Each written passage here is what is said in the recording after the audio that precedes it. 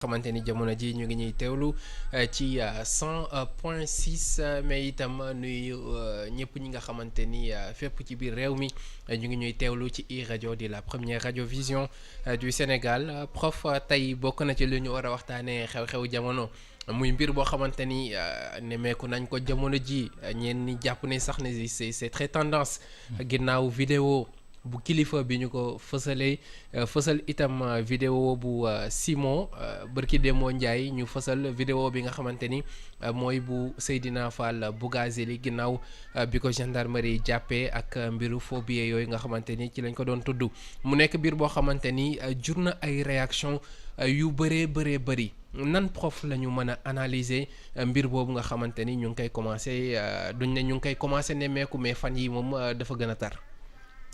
waa jërëjëf Mohamed lii di commencé xew ci réew mi de ñi nga xam ne seen xam-xam màcc na ci li ñuy wax science de l'information ñu di ci jàng di ci jàngale wala ñu ciy liggéey wala ñu ciy gëstu dinañ ci commencé ànd ak njàqare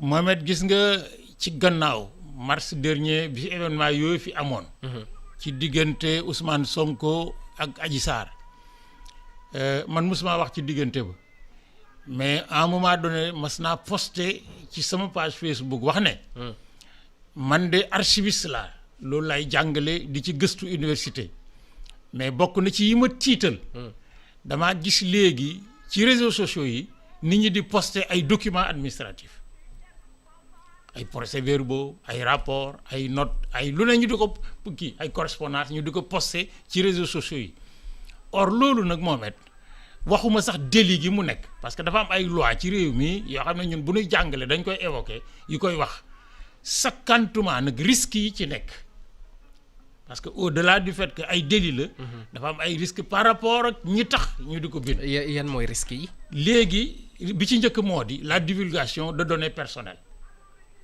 bi ci topp mooy la divulgation de données administratives or léegi nag àgg nañ ci filmer sànni ci biir internet sànni ci biir réseaux sociaux yi nit ñi di ko gis nga boo demee réew mu mel ne France nga xam ne yu bari ci suñu administration yi ci ñoom la ñuy sukkandiku parce que suñu administration yi seen administration bu ñu tropicaliser rek la ci suñu réew yi bi ñuy taxawal la loi sur l'informatique et liberté taxawal benn commission nationale informatique et liberté la CNIL def ko muy autorité indépendante boobu informatique tollagul ni 1978 informatique et liberté donc ñu lier de manière dialectique l'information et les libertés individuelles et collectives booba boroom xam-xam yi ñu ngi doon wax naan attention ci kanam day ay xarala ay jumtuwaay dina feeñ yoo xam ne bu ñu deful ndànk liberté yëpp muy liberté nit ñi ci boppam ak liberté société bi dinañ ko endommager loolu nag àgg nañ ci Sénégal gii. yegsi nañ ci parce que man bokk na ci yi ma gën a ëlëm. bërki démb bi ma gisee vidéo bi ñu def ci yëfi Bougazelli yi. parce que vidéo yi ñu def ci affaire kilifa ak Simon ak bu Bougazelli bi du benn. lan moo leen wutale. li leen wutale moo di kilifa ak Simon. ki leen filmer bi mu leen di filmer nekkul ci liggéey boo xam ne ay loi ak ay règlement ñoo ko may. Thierno Amadou Diallo bi mu leen di filmer ci yëfi boppam ci sañ-sañu boppam mën-mënu boppam la leen filmer à l'insu. bëggoon loo xamante ni tey buñ ne ko kirtim mu kii ko. mais nag loolu dafa wuuteeg vidéo bi nga xam ne Bougazelli daf cee feeñ. lan mooy particularité vidéo bi ñu def ci Bougazelli. vidéo bi ñu def ci Bougazelli ki ko filmer ba mu koy filmer ci liggéeyam la nekkoon ay gendarme lañ yoo xam ne dañu leen a investir d'une autorité légale et réglementaire jox leen mandat ak mission ne leen yéenay def lii su ngeen ko defee da ngeen koy def au nom de l'État donc bi ñuy jàpp Bougazelli seen sañ-sañu bopp taxutoon ñu jàpp ko dañ koo jàpp parce que seen métier seen mission seen mandat yi leen gouvernement de la République assigné moo leen may ñu jàpp ko. fekk moom it mu teggi yoon. donc ñu teg ko li nga xam ne moom la yoon wax mais filmer ko du woon yoon wone filmé bi encore mooy yoon surtout que lii ñu filmé ñoom c'est un document administratif parce que loi d'archives de 1981 ci Sénégal bi ñu réformé en 2006 tudde ko loi sur le document administratif et les archives bi muy définir archive daf ne tous les documents quelle que soit leur date leur forme leur nature leur support matériel donc photo ak film ak enregistrement sonore ak document papier yëpp archive la donc lii ñu filmé ci biir bi ñuy jàpp Bougazelli te bi ñu koy jàpp ñu nekk ci loi ak ci droit li ñu ko doon def yàlla dañ leen koo may seen mission la filmé gi ñu ko filmé jéggi na yoon mais la deuxième chose moo di li ñu ban ko filmé su fekkoon ne dafay yombalal seen liggéey waroon nañ mën a def loo xam ne lii ba àddinay tukki film bi du génn. kon li tax débat bi ci vidéo bi recevabilité ak irrecevabilité bi posé wu mooy ni ñu ko defee. ni ñu ko defee. ak it surtout saggante gën am ba mu feeñ. parce que ñoom Bougazelli bi ñu koy jàpp dañ ko fekk ci délit. lii ñu def c'est un délit.